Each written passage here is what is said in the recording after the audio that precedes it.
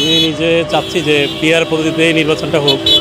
তার কারণ হচ্ছে যে বিগত 17 বছরে বিগত সরকার তারা যেভাবে একটা প্যাসিজম কায়েম করেছে, এই জন্য আমরা চাচ্ছি যে যাতে ক্ষমতা যাতে কোনো ব্যক্তির উপরে কেন্দ্রীভূত বা পুঞ্জীভূত না হয়, সেই কারণে চাচ্ছি যে পিআর পদ্ধতিতে যাতে নির্বাচন হয়। এক্ষেত্রে এই স্বৈরশাসন বা এই স্বৈরাচার ভিত্তি হয়তো বা বাংলাদেশ থেকে নির্মূল হবে আশা করি এই পিআর পদ্ধতির মাধ্যমে নির্বাচন যদি হয়।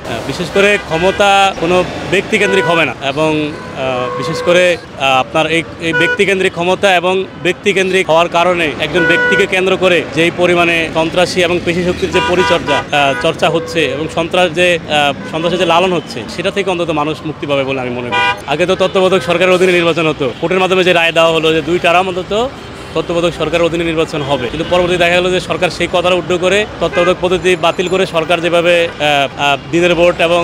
দিনের ভোট রাতে করেছে। RICL TMX, যুগের পর যুগ স্থাপনা থাকে মজবুত। এরপরে আপনার ভোটার বিন মানে ভোট বিন আনকন্টেস্টেড যে 178টা আসন মনে হয় রায় দিয়েছে, এরপরে আবার দেখা গেছে ডামি ভোট করেছে। অর্থাৎ এই পদ্ধতিগুলো তো আসলে ছিল প্রেসিডেন্ট কায়েম করার একটা সহজ পদ্ধতি। তো সেই কারণে আমরা চাচ্ছি যে যাতে এই বিভিন্নভাবে প্রেসিডেন্ট যাতে ফিরে না আসে, এবং এই জুলাই অভ্যুত্থানে ছাত্ররা যেভাবে জীবন দিয়েছে, তারা শহীদ হয়েছে, তারা চেয়েছে যে একটা পরিবর্তন আসুক এবং বাংলাদেশের মানুষ সকল প্রকারের স্বৈরশাসন থেকে ফ্যাসিজম থেকে মুক্তি পাক। তো সেজন্য চাচ্ছি যে পিআর পদ্ধতির মাধ্যমে যদি ভোট হয় তাহলে এই ফ্যাসিজম কায়েম হবে না।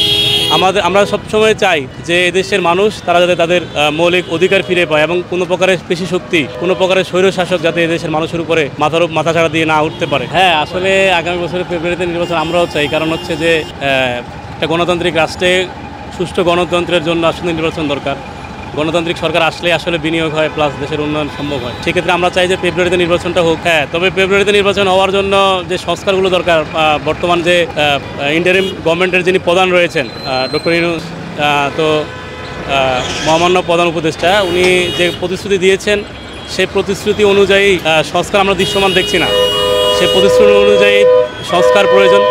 সেই প্রতিশ্রুতি অনুযায়ী যদি সংস্কার হয় এবং সরকার এবং প্রশাসন যদি আন্তরিক হয়, তাহলে আমি বিশ্বাস করি যে ফেব্রুয়ারিতে নির্বাচন হওয়া সম্ভব। তো সেজন্য প্রয়োজনীয় সংস্কার দরকার এবং সরকারের সদিচ্ছা দরকার আমি মনে করি।